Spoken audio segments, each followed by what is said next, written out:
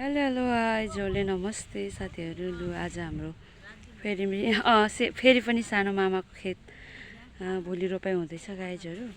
अनि यसरी नै हाम्रो माइजहरू दिदीहरू मम्मीहरू धानको बिउ खाल्दै हुनुहुन्छ साथीहरू। लु हाम्रो यस्तो छ, यो देखिएको डाँडा छ नि गाइजहरू, यो देखिएको डाँडा चाहिँ कर्णाली चिसापानीको हो साथीहरू। अनि हाम्रो गाउँठाउँ त यस्तो छ। हेलो हेलो मैयाहरू, रेखादीप आम्मा। लु साथीहरू हाम्रो यो उनीहरू चाहिँ मेरो मामाको छोरी हो साथीहरू। लु यस्तो छ हाम्रो ब्याडगडा, यस्तो छ। यो चाहिँ ठुलो मामाको खेत, यो चाहिँ मेला मामाको खेत, त्यो चाहिँ सानो मामाको खेत।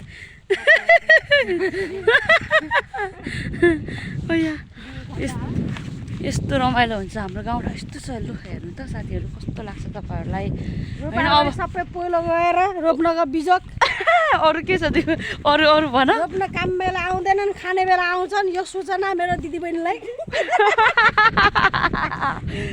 कहाँको दिदीबहिनीहरूलाई? सबै दिदीबहिनीलाई, मेरा राणाको छोरीहरूलाई हो सूचना। यो पहिला हामी सानोमा के है बा, यो खेतमा रोप्नलाई हैरान होइन, रोप्न नपाउने कि होइन, रोप्न नपाउने हुन्थ्यो गाइजहरू। अहिले लास्टमा आज को छ? म फुपूको छोरी परे, दुईवटा मामाको छोरी, यति मात्रै हो गाइजहरू। लु यो बनेको खेत छ नि, जति पनि यो ठुलो मामाको खेत हो। अनि अब हामी चाहिँ यहाँ धान रोप्न आएको साथीहरू। हाम्रो यस्तो छ, डाँडा पनि देखिन्छ तर जियोस् तराई भए पनि हाम्रो दामी देखिँदैन नि दिबा। तर यो बुट्टा जति पनि छ नि साथीहरू, लु यो बुट्टाले घर ढाकेको हो। तर हाम्रो अगाडि चाहिँ राम्रो बाटो छ, पिच बाटो छ। ऊ त्यो देखिने त्यो यो गाडी मेन हाइवे हो। लु हेर्नु तपाईँहरूले देख्नुभयो होला, बाइक हिँडेको पनि पूर्व पश्चिम रोड। अनि यो चाहिँ हाम्रो यस्तो वारिपारीको। तर अब यो बर्दिया त अब हामी यो बफोजन एरिया भएको भएर होला, निकुञ्ज क्षेत्र। अनि त्यही भएर हाम्रो बुट्टा छ। तर हाम्रो गाउँघर फेरि झ्याप्प यस्तो हेर्दा त जङ्गलै जस्तो देखिन्छ होला है गाइजहरू। तर त्यो देखिने पनि पावर स्टेसन, यो चाहिँ पावर हाउस हो, पावर हाउस। अनि यस्तो यो देखिने पर पुरै जता हेऱ्यो त्यति जङ्गलै होइन दिपा।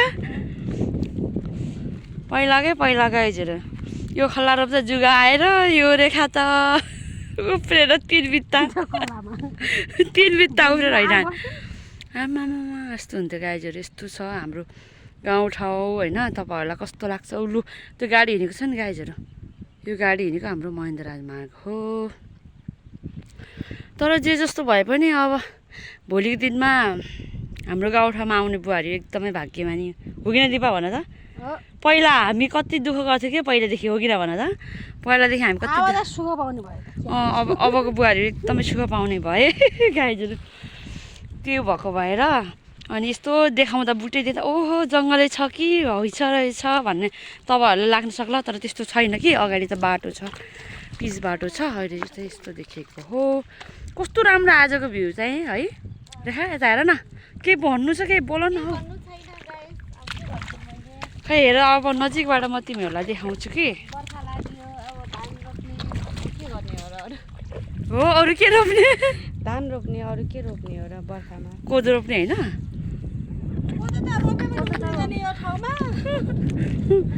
लगाइहरू हाम्रो यति धेरै खेत छ होइन, यति धेरै खेत छ रोप्ने। 3जना ल हेर्नु न। म यो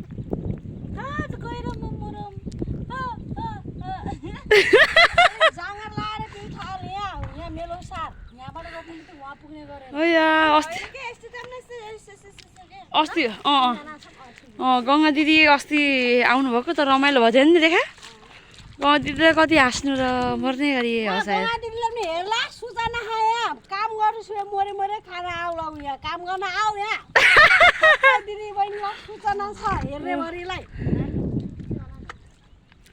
ल गाइजहरू, लु मैले हामीहरू बोल्ने क्रममा कुनै शब्द अगाडि पछि भएको खण्डमा क्षमा गरिदिनु होला भन्दै म आज यो कर्णाली कस्तो राम्रो यो कर्णालीको यो डाँडा के कस्तो दामी देखेको नि है।